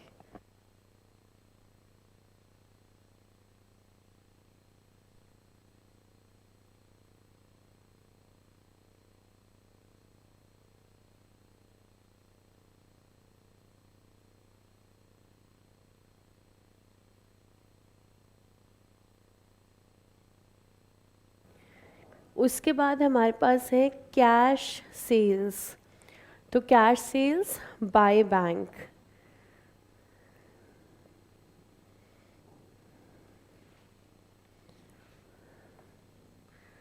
क्योंकि यहाँ पे भी हमने ब्रांच को कहा है डेली कलेक्शन ट्रांसफ़र करनी है। डेली बेसिस पर पैसा ट्रांसफ़र करो। तो सारा कैश सेल ट्रांसफ़र हो चुका है।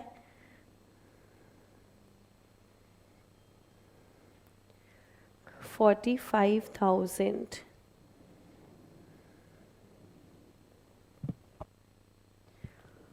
और क्रेडिट सेल्स तो यहाँ नहीं आएंगी। यहाँ तो क्या आएगा, कलेक्शन फ्रॉम डेटर्स। क्या हमें कलेक्शन फ्रॉम डेटर्स गिवन है? नहीं गिवन। तो क्या करना पड़ेगा, डेटर अकाउंट बनाना पड़ेगा। चलो बनाते हैं debtor account.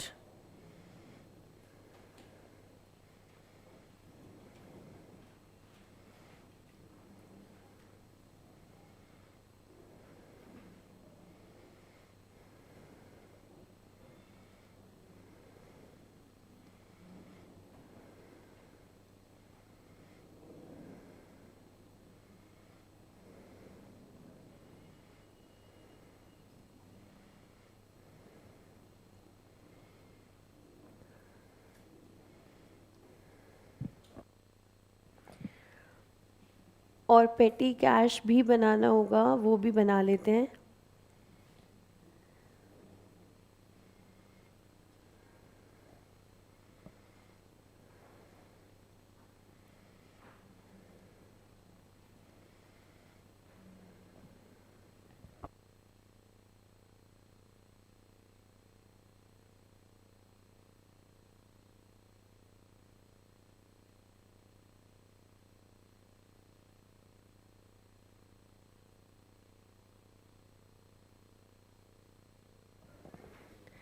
Petty cash adjust तो होगा, पर हम बना लें हम, ताकि कोई चीज़ मिसिंग हो तो हमें मिल जाए।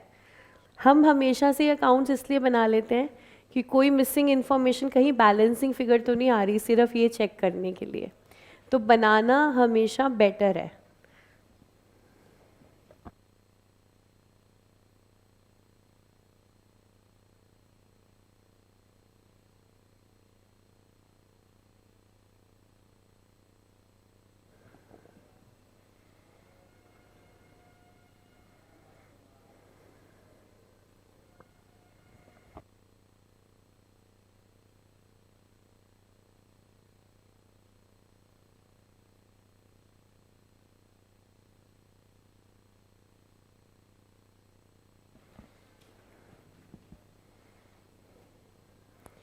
फिर उसके बाद हमारे पास हैं डायरेक्ट परचेजेस। जो सामान ब्रांच ने खरीदा, तो इसकी पेमेंट हो गई कि नहीं हुई? जहाँ क्लैरिटी नहीं है वहाँ हम प्रेफर करेंगे क्रेडिटर्स, कि अभी पेमेंट होनी बाकी है। ब्रांच तो पेमेंट करेगा नहीं, पेमेंट तो हेड ऑफिस ही करेगा। तो डायरेक्ट परचेजेस के लिए हम लिख देंगे क्रेडिटर्स। तो next to creditors direct purchase के लिए।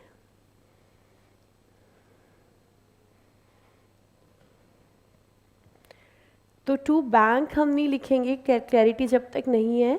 हम प्रेफर करेंगे to creditors, amount 45,000।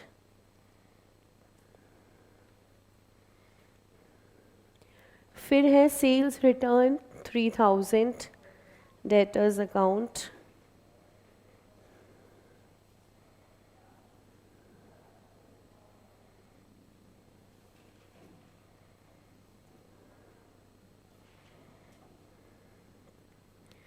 sales return 3000, then goods sent to branch, debtors account,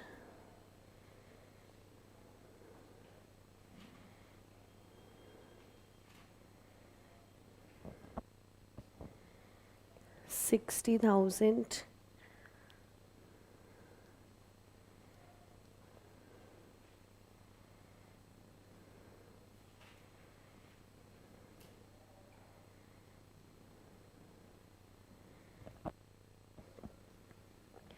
उसके बाद transfer from head office for पेटी कैश एक्सपेंसेस, हमने ट्रांसफ़र किया है, कैश का आउटफ्लो है टू बैंक,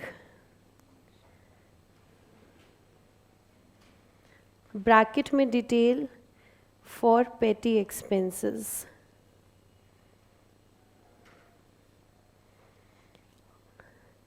पेटी फॉर छोटे छोटे एक्सपेंसेस 4000,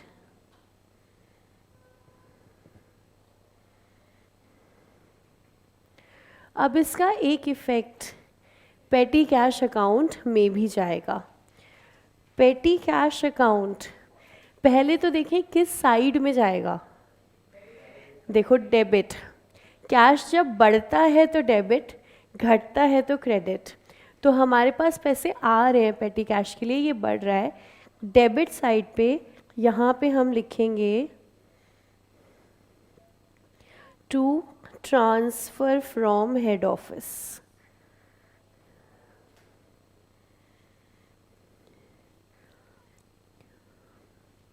$4000, तो हमारा मॉड्यूल ये टर्म ले रहा है transfer from head office.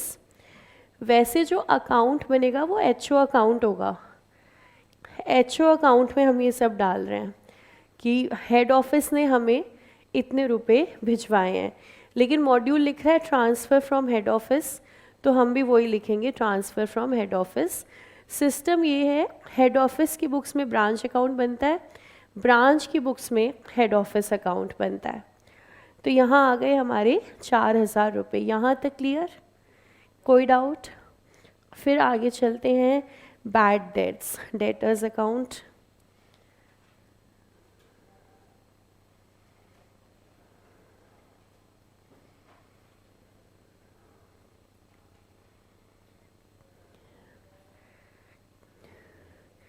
Then discount to customer, दिया है कि लिया है? दिया है, तो हम किसको देंगे?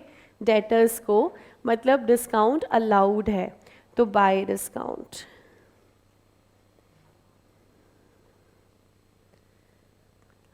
$2000,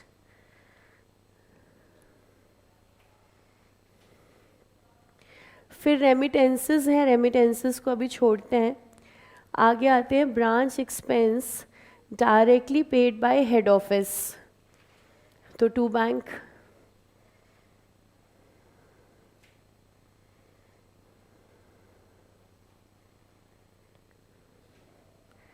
$30,000, उसके बाद क्लोजिंग बैलेंसेस पोस्ट कर देते हैं, 2 लाइन का गैप देके देन क्लोजिंग बैलेंसेस,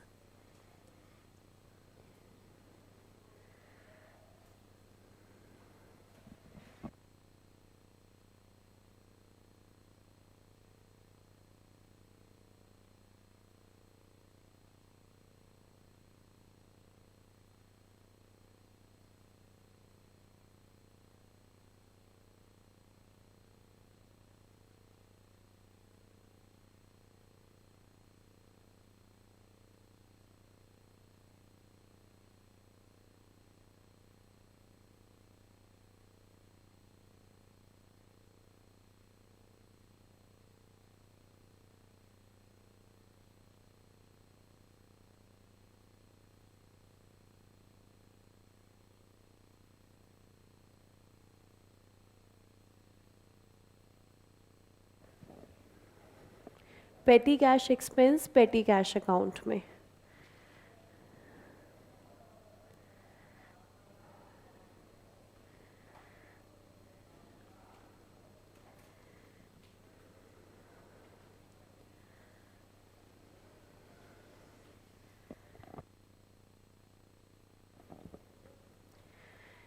सबसे पहले पेटी कैश क्लोज कर देते हैं तो आसान है।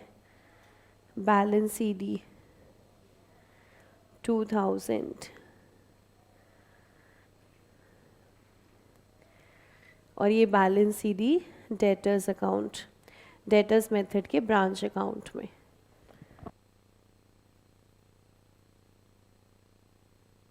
उसके बाद डेटर्स। अब डेटर्स में दो अमाउंट्स मिसिंग हैं, कलेक्शन और सीडी। तो हम रेमिटेंसेस की मदद से कलेक्शन निकाल सकते हैं। हेड ऑफिस को टोटल ब्रांच दे रही है 170, टोटल भिजवाया जा रहा है 170। 170 में से 45 तो कैश सेल है, तो मैं एक सेकेंड इसको इनर कॉलम में ले जाऊं। कैश सेल 45,000, उसके बाद कलेक्शन फ्रॉम डेटर्स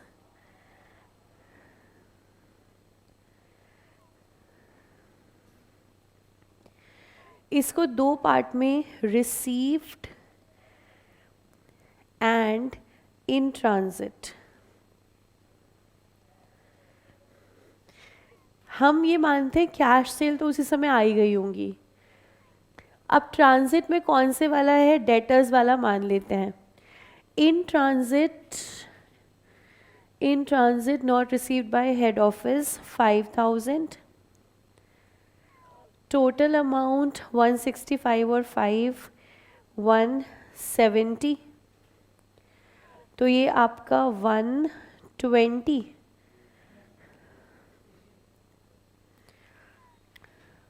तो देखो हमने यहाँ पे क्या किया, सबसे पहले तो टोटल जो हेड ऑफिस के पास आ रहा है वो है 170, 165 और 5, 165 पहुँच गया, 5 रास्ते में है, टोटल गया है 170।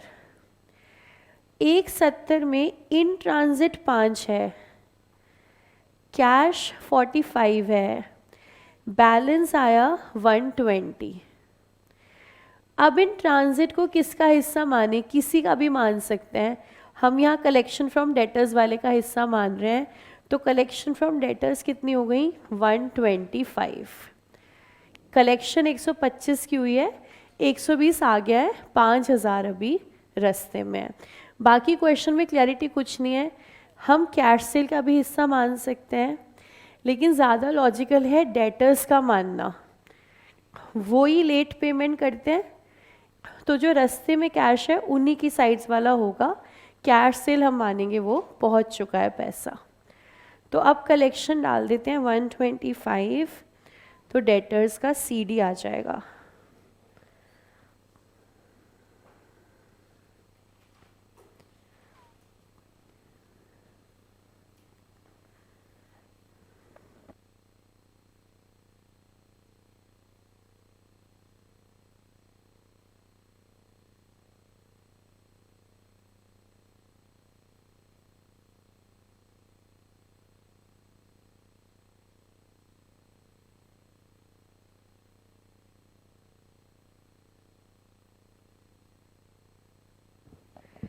देखिए कितना आ रहा है, 24,000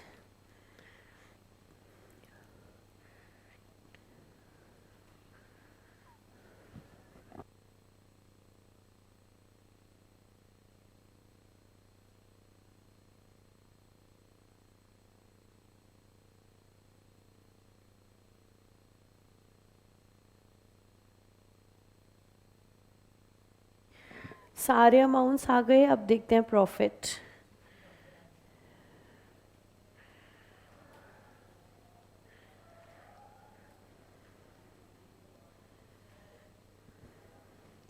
देखिए कितना आ रहा है, 60,000, 15,000।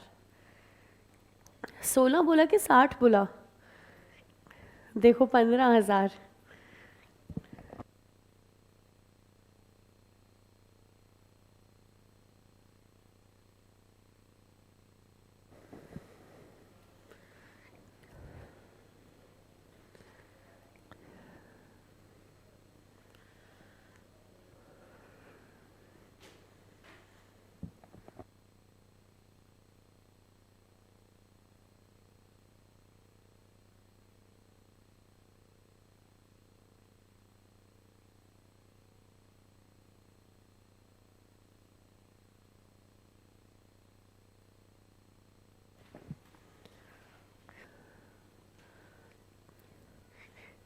जिसका आ गया वो थोड़ा आगे बढ़े।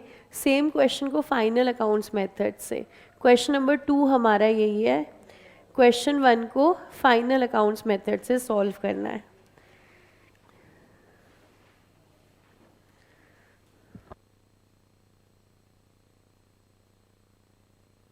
पेपर में ब्रांच में से कुछ भी आ सकता है, वैरायटी बहुत है।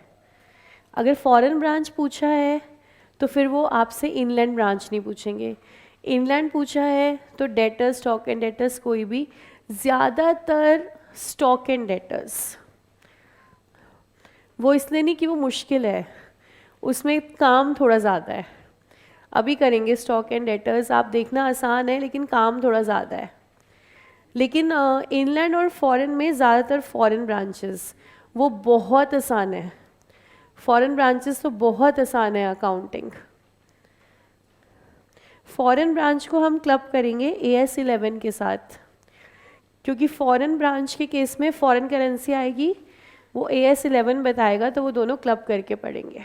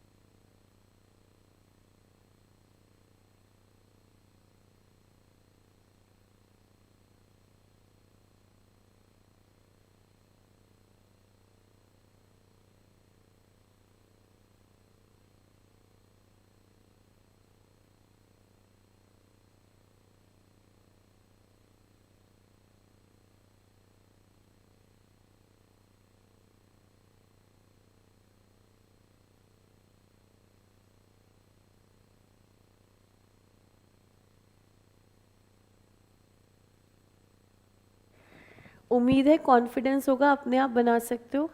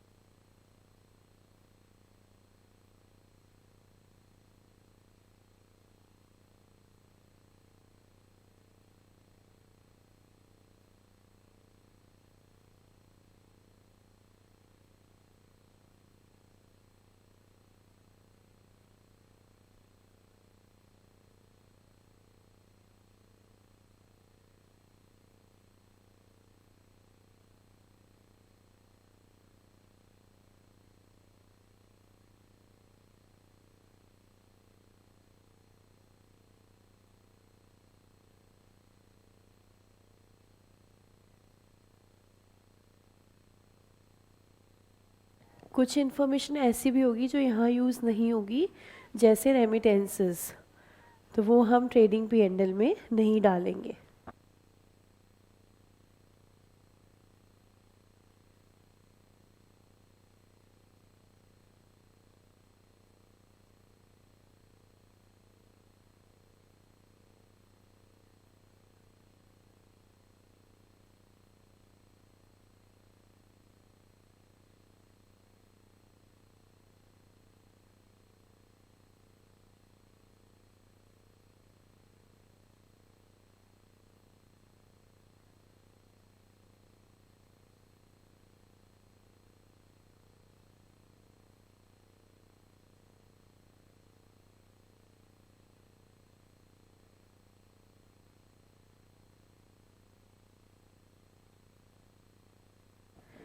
देखिए GP कितना आ रहा है, 52,000।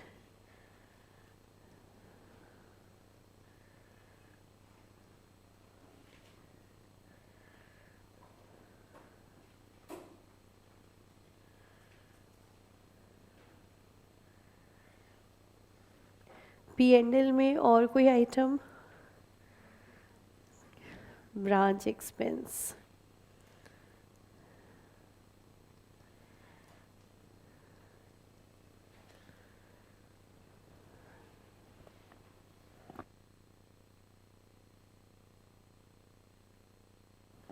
और कोई चीज़, और कुछ जाना है? तो देखिए नेट प्रॉफिट सेम आ रहा है, 15,000।